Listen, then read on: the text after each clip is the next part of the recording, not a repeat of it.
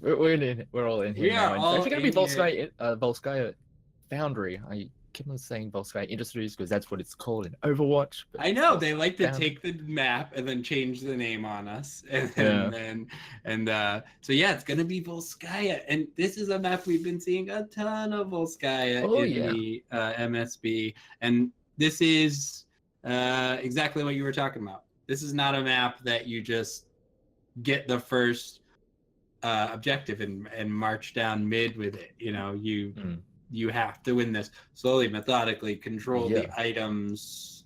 It's reasonably similar to Infernal Shrines in the fact that you have these very clear points of contention. In Infernal Shrines, it's around those shrine areas where you get those guardians and you pick up a Punisher. In this, it's controlling a point, getting the Protector, and then playing around that. So it's similar in that style, and it does lend itself to having those more drawn-out games. But a lot of the time, you will find that it just the third point, one team is going to be level 20, they pick up the point, pick up the Triangle Protector, and then they'll just run it through bottom lane and just end the game right there because their opponents are just not at 20. That is what happens the majority of the time on this map. And we'll have to see if that's where it ends up going or how it ends up going, because sometimes it can end up earlier. If a team is just really dominating with those Triangle Protectors and just barreling through a lot of the structures on your opponent's side, or you can just go even longer if a team manages to stave off that third objective. We could go really anywhere. You can go for a long time. Yeah, I'm very excited to get into the draft here. I am not certain which team we have on which side. Let me find out. I believe it is...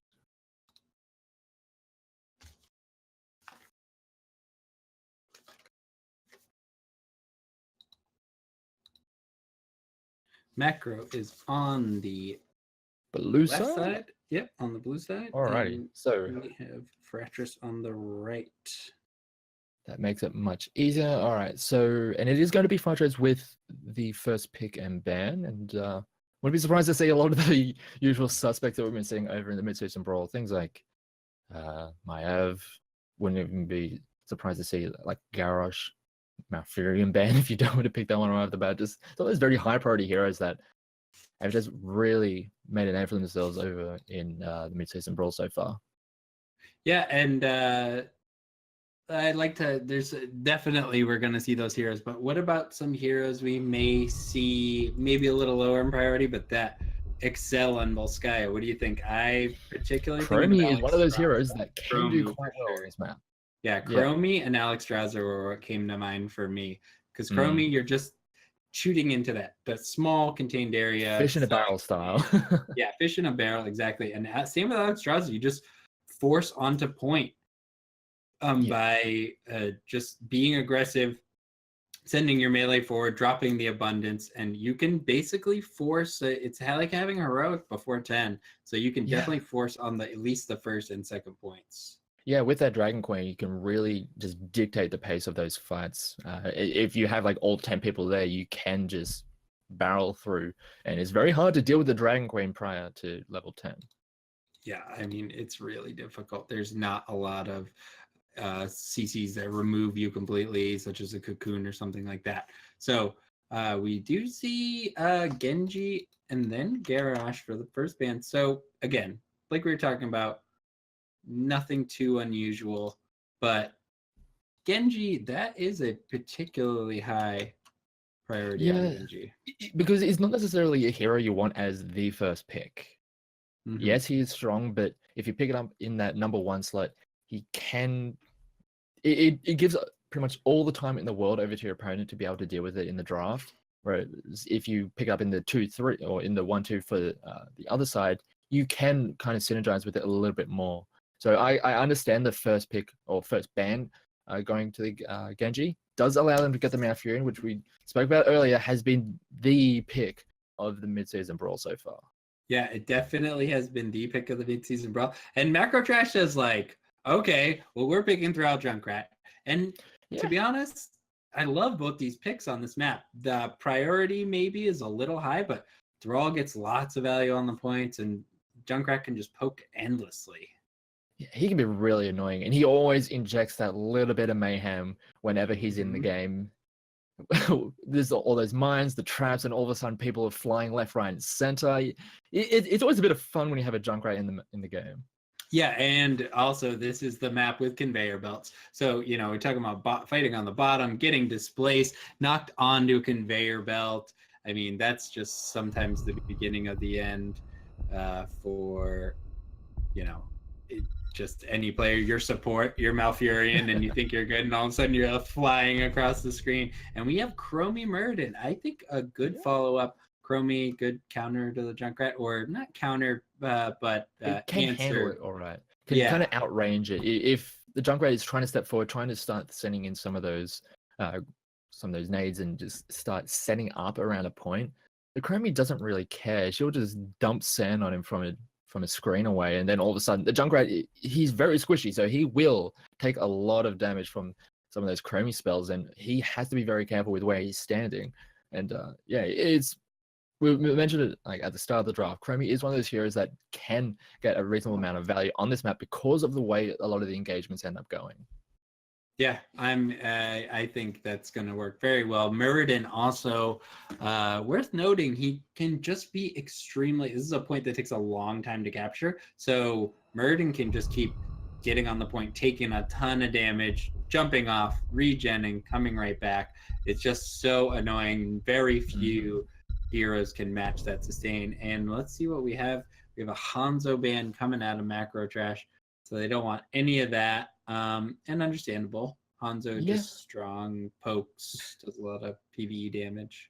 Yeah, and also it's a little bit understated how important the PvE is on this map. Getting a lot of those very high impact items of those turrets, the healing, the biotic fields. If you're able to control a lot of those throughout the game, we've seen it throughout Mid-Season Brawl. Some teams have just like put a lot of the emphasis into controlling those neutral objectives, picking up maybe 2-3 turrets, or about 2 healing packs, and all of a sudden they have so many resources to work with in a fight that they just lock out your opponent when it comes to the objective.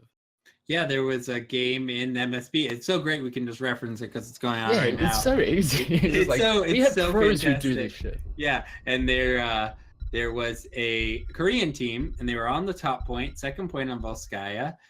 Phoenix band coming in right now from Fratres. And one of their heroes got picked, but they had 3 turrets down and 2 healing pulses, and the other team just had to completely back up. They were like dump everything on the floor, and it's like you have so much just power just dropped. It's really hard to push into 3 turrets and 2 bionic fields. I mean, you have to go for the all-in assassination if you want any chance. You need to be able to get out, because if you stick around for any amount of time, all those turrets are they're just gonna wreck you. Yeah, they do tons of DPS. They have lots of health. You can't necessarily just burn them down with 1 or 2 spells. What are you expecting to see here? Are we gonna see a tank support pickup? They can kind of wait and ta-da! Johanna really good. She can deal with a lot of what Fratres have already picked up. Just walking her way through a lot of the crowd control is actually very important, especially like Malfurion and the Muradin. Potentially, if there is going to be a temporal loop, I wouldn't be surprised if it's going to be slowing sands. But even then, if you do have that iron skin, you are able to just wander your way out of danger. And the Decade, we've seen him a little bit here and there over in the mid-season brawl. He has a lot of strengths, but his weaknesses have been found to be very there throughout a lot of those mid-season brawl games, where you just can't really keep up with a lot of those very all-in assassins. You can try as you might, but his healing only comes out very periodically. Yeah, he benefits more from being on the team that's initiating, and once the pressure is on Deckard, he's struggling a lot. We still have some pretty high tier heroes. We have Maiev available still here, and I wonder if we'll see that coming out of Macro Trash. And yeah, that was my other thought. We also have Tracer available. So Tracer, Blaze coming in, 2 extremely strong heroes. Blaze is going to get a ton of value clearing waves, and Tracer we've seen. Okay. Ooh, I like the way this ended up. I mean, just going back to how Fratres ended the draft. Blaze very strong, clears a lot of those extra lanes, and can come in at these very good angles to help out when it comes to the team fights. Also, the bunker is really powerful. Tracer pairs up really well with the Malfurion, can just shred through a lot of the HP of those squishy targets, especially something like a Decade. Tracer can prey on Decade pretty hard, and a lot of the squishy heroes that he's trying to protect can't really get away from a lot of her damage. But the Valeera response at the very end, I really like. Heroes like Tracer are very reliant on their mobility, and because of their hypermobility, their health is really low. And if you silence them, you're going to have a really rough time. And Valeera can just absolutely demolish those squishy targets. Yeah, I would 100% like to see the Valeera sort of sticking in the back line around Deckard and sort of stalking rather than getting in and trying to pressure Chromie out. Stay on the back line, your own back line, and just wait for the Tracer, punish Tracer's positioning, and then move in onto the team fight from there. I would love to see that. I think that's their thought process, and I really liked that pick coming out of Macro Trash. But that being said, I think I'm going to have to put my prediction down for Fratres on this. I just love their composition. I think they have some really high tier heroes in Tracer Malf Blaze. Of course, the Malf Tracer synergy, something we didn't even hit on. So what about you? Yeah, I think both of these compositions are quite strong, and I'm looking forward to see how both these teams end up playing around with it. But let me just, where are we with? Here we are down in the corner. All right. I'll go ahead and introduce the left side if you want. So, okay, we are going into game one and the only game between Macro Trash and Fratres. On the left side, we have Macro Trash. We got Spurbeck on Deckard Cain, Hedgie playing Valeera, Stu Manchu on the Johanna, Frank Jukes playing Junkrat, and Martos following up on the Thrall. And on the red side, we have Fratres. We have Klug on the Blaze, Kronos on Tracer, Theo on Malfurion, Hyperion on Chromie, and Mexicano 96 is on the Murden. A little bit of a skirmish early. These are always just, tests, and I don't think we're going to see anything too committed with Chromie, so. Yeah, and when you're going up against a Chromie, you don't want to give her those free early stacks. I mean, they do want to go for a fight. A nice scroll of stealing there, but they're not able to get too much at this early point of the game. Yeah, just feeling each other out, seeing what's available. It looks like Macro Trash does have a little bit better wave clear early on, but I think Chromie was going for hero damage rather than wave clear. So they got a slight advantage in the rotational speed, but I don't think it's going to be an issue. Ooh, a big root going out on the Chromie, taking a bit of damage, but it's not going to result in anything. Tracer just poking away. Yeah, just going to be trading a little bit of lane control back and forward. On the bottom side, it is just going to be the Junkrat going up against the Blaze, and the Blaze can just power through a lot of what Junkrat wants to do. Yeah, he can just continuously auto-tag him from range and try and bully him out, but the amount of sustain that the Blaze has makes it so he can just ignore a lot of it. And Fratres moving directly onto their turret. I think this is an experience thing showing right here. Fratres with a calculated rotation, a lot of the pro teams are doing this, rotating onto the turret right in the first minute. And Macro Trash made no such move. Big root coming out on Deckard Cain. There's going to be a Murd and follow-up. I think, wow, actually, Tracer falling in the back line to Valeera, just like we talked about. There is a lot of damage coming out on the Klug, but he manages to work his way in between. Martos probably falling. Yeah, Blaze is falling down. Maybe the counter kill on to Martos, barely getting away. Junkrat knocking Mexicano in. Now Mexicano taking a ton of damage. So Macro Trash turning what seemed like a unfortunate situation to start into a bit of an advantageous play for themselves.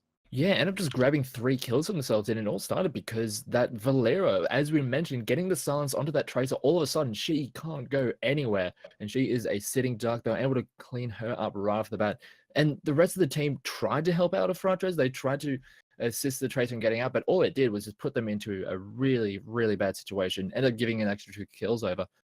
Although they aren't really losing out too much in this regard. They held onto that turret. It was on CEO on the Malfurion, so they will have that coming into this objective, and they're also going to be able to get this healing pulse coming into it as well, so they will have some tools to work with. And what now that they're aware that Valeria is going to be around, maybe they'll play around it a little bit more carefully. I have a question. Well, Mexicano moving in, but do you know off the top of your head, can you use an item if you're silenced? Because Kronos is right now the holder of the Healing Pulse, and I'm curious. I don't know if you can.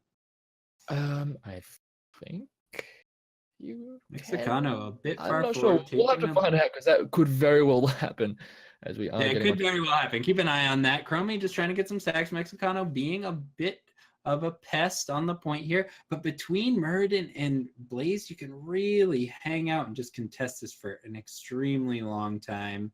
Malfurion, of course, just going to get insane sustain value too. But oh, Kronos taking a lot of damage. Actually, the Condemn coming out from Johanna, but now he's moving in. They're looking to punish Stu Manchu. Walking the Unstoppable does not stop the conveyor belt from pushing him back there, but a lot of damage coming out onto Fratres and Chromie falling to the Valeria. Hedgie really making a statement. Yeah, the Chromie stepping forward a little bit too far. The Valeria even stepped into a time trap, but the Chromie decided still to step forward, trying to get some of the damage onto a target that they were all wanting to work towards, but they just were not able to do so. And another kill going onto the Tracer, getting caught out. A nice stun coming in from Mardos sets up the Valeria, and that's another couple of kills going over to the side of Macro Trash, and they're doing a decent amount of work. It looks like they might be able to get this first objective as well. Yeah, Martos' setups with the Wolves have been very on point. I gotta say, Martos gets the Wolf, then you get the follow-up Scroll of Sealing plus Valeria, or vice versa, the Scroll of Sealing into the Wolf. I really like that synergy coming out.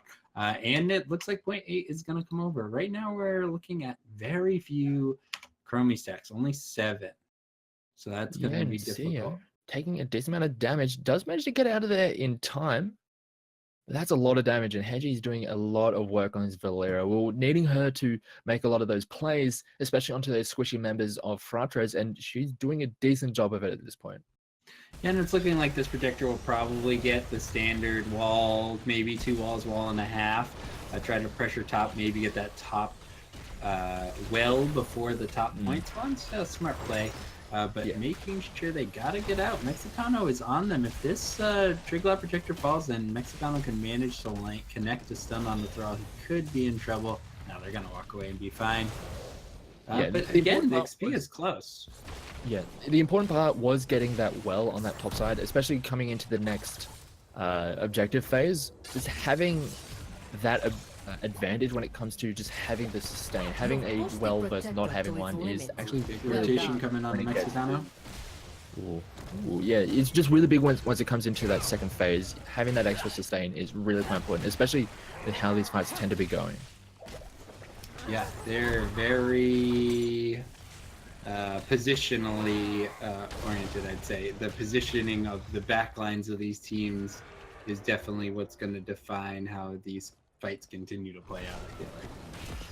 Yeah, it looks like Macro Trash are going to be able to get to level 10 very soon. Have to see what kind of play they make out of it, because they are trying to get something happening on the bottom side. As CEO is taking a lot of damage, does get rooted. It looks like it's going to get turned around onto Hedgie.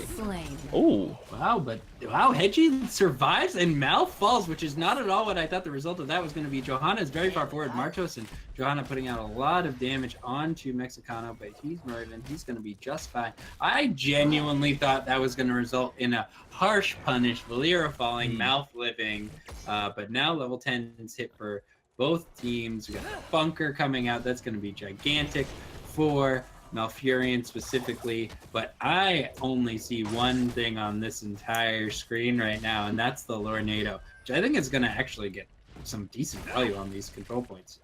Yeah, and you can also really disrupt a lot of those setups if you're trying to set up with a Chromie or even just the Malfurion in the backline. Just throwing them a curveball with that Lornado can really start to make it awkward for them. And another thing I want to look at is the temporal loop coming out for the Chromie, and also going for a lot of the time trap talents, going for timely surprise and the kind of sickness, making it very very obnoxious once we get in and around those points, as we do have a fight over this point.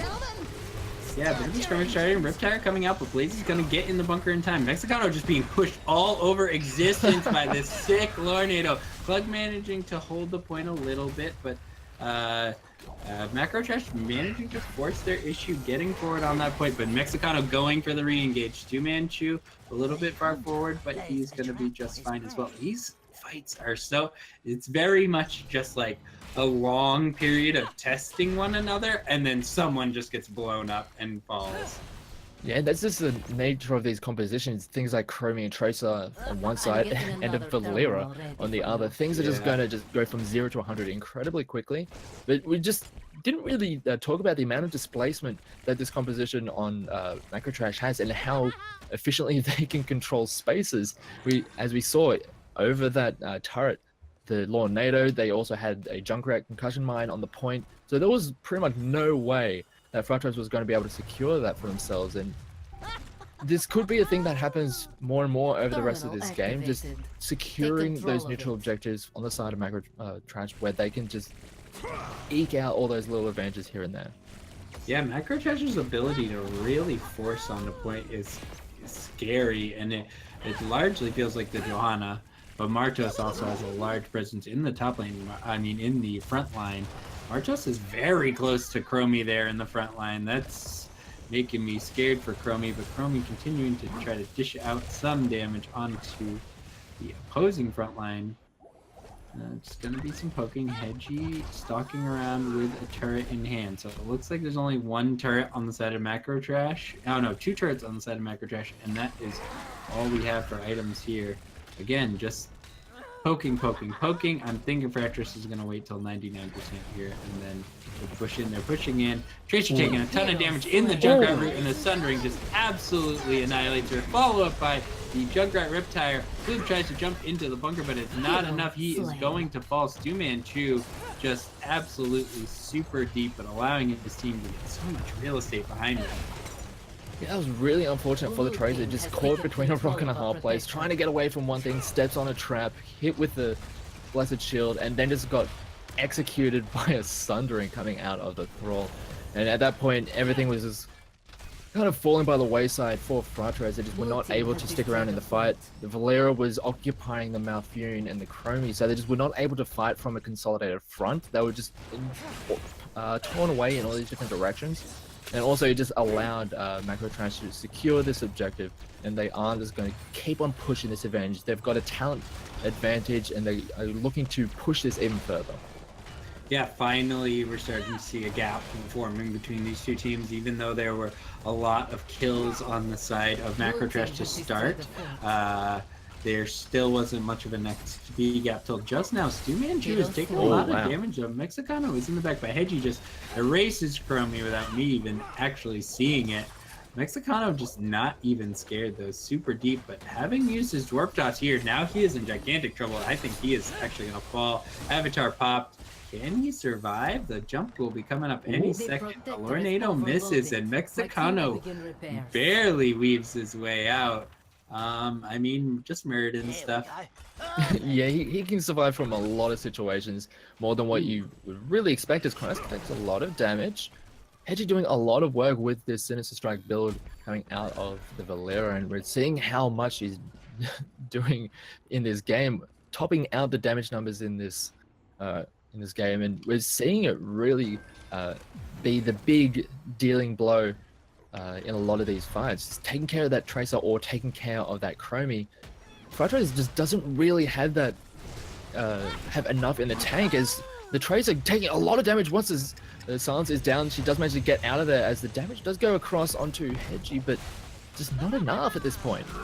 Yeah, there's not enough. That's actually insanely impressive that Valera has the most damage. Ooh, Mexicano being knocked over the wall. Now the Valera silence coming out. Murden is low. Dwarf Toss coming out, and the nice double stun to secure his escape, although the scrolling seal's looking for him. But, I mean, that's insane. Even when you're doing well as Valera, it's odd to be top damage, especially over a Junkrat. This is sort of exactly the type of thing that I love to see, because it's not cheese. It's just good play on an unusual hero, and it is definitely enough to secure a best of one, right? It's not something you're going to be doing in the best of 5, I mean, unless you're pulling it out and in the last minute as a sort of a pocket strategy, but I love it.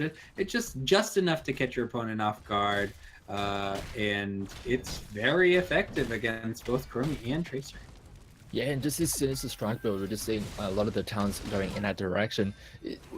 As was been saying, she's topping out these damage numbers in the game, and a lot of it is just the nature of that build. She can just stick around and do a little bit more consistent damage, and she's able to get it out much more consistently.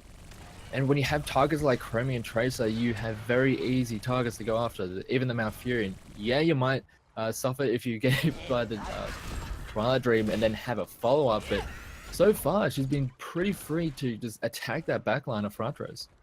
Yeah, and the thing about Tracer's most recent updates, Hedgie's stalking in on Kronos, gonna get the silence off. Here comes Spurbeck with a big scroll of ceiling, and he has nowhere to go.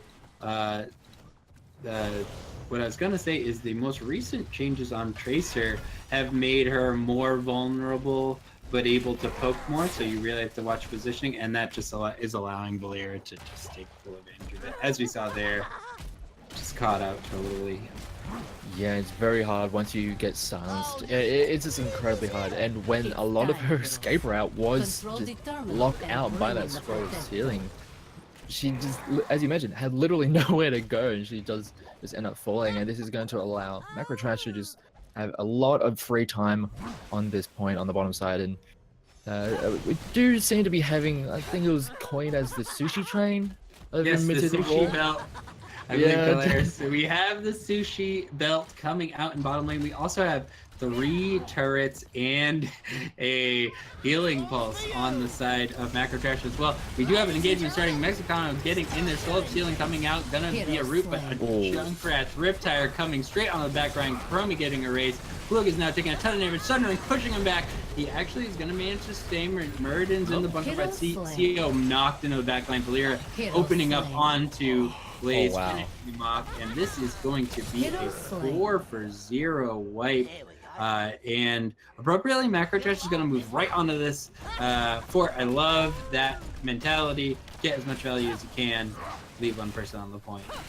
Yeah, because this is one of those opportunities that I was speaking about at the very start of the draft. It's like this map, sometimes it ends on this third objective because you can just push all the way through the bottom with it, and there's not really a hell of a lot your opponent can do, especially as we can see they're almost at to level 20, which they could very well hit once they start taking down these structures, and at that point it is incredibly hard for Fratres to really hold on to their base. I feel really bad for Spurbeck sitting there with his little sushi train spinning around this conveyor belt saying, guys, come use this, but they just win. Even when that fight started, he was like, but I got the things on the train. I get the sushi train, come on guys. But now we have the Triglav Protector pushing into this bottom keep. Chromie trying to dish out as much damage as she can on this, but man, that Triglav has a lot of health. And the time trap is going to help a bit. Mexicano trying to make something happen, trying to get some penetration onto the backline. Rewind coming out onto Martos, just not enough damage there. Now at this point in the game, got to remember this Chromie quest does also scale the damage directly on a Protector. Moving in on the core, maybe is slightly overcommitted. Mexicano, again, just trying to do what you can on the backline. It looks like they go for the engagement, and there's the Malfurion just going incredibly low. Has he the ice block? Does almost get out of there, but we are looking at level 20 versus level 17. Storm Talons on the side of Macro Trash, and they almost they try to make that play to finish it, but as you mentioned, the damage from the Chromie going onto that Triangle Protector was enough to dissuade it from taking down that core. So they keep themselves alive for just a little bit longer. It's going to be incredibly hard considering how far away they are from level 20 themselves. Yeah, and now Tracer picked once again. So now 4v5, 52 seconds, and Macro Trash is gonna continue to be aggressive here, I believe. Yeah, they want to get more out of this level 20 advantage, but without any minions around, it's a little bit difficult to do so. But they can just poke away, try and take everything off the map from Fratres. They just have to sit in their base and wait for Macro Trash to start making their way into their base, because you really can't do it. You can't try and force a fight. You can't step out, or else you're gonna get just preyed upon by this very, very competent Valeera, and they just have to sit here and wait for to get to level 20 and try and make a play at that point. Yeah, this is just very difficult territory for Fratres. Chromie finally completing her quest, hoping that that will allow her to get a little bit more damage. Rewind coming out on Spurback, only the Q connecting. Joanna pushing forward, popping Iron Skin, and Macrotrash is going to be forcing on his top keep. Stu Manchu moving deep, but so is Mexicano 96 getting onto the backline. Here comes the Riptire again, looking for Chromie. She pops the timeout, as does Malfurion. Riptire does not get a lot of value. Flug taking a lot of damage in the backline. No, big Twilight Dream coming out. Thrall is super low. Mexicano trying to get in, get the punish from the Sun Ring. He's alive while Murden gets punished. Unbelievable that turned around. Yeah, that was so close. Mud was on just a fraction of health, but those extra stat numbers just from being so high in level and also just those extra, just having those storm talents was just enough to really get them out of danger.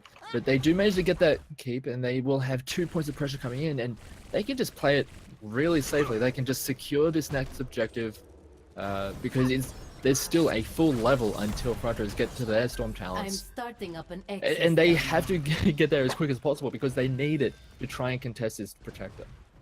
And it is good in a way that the catapults are pushing in. Therefore, there are waves for Fratres to clear so that they do stand a chance at getting 20 here. But do they stand a chance at actually taking the point? They got 30 seconds on 2 of their major ultimates, but I think we did see maybe the glimmer of hope with the Twilight Dream. Maybe if we can get a huge Twilight Dream here, they can start to claw their way back in.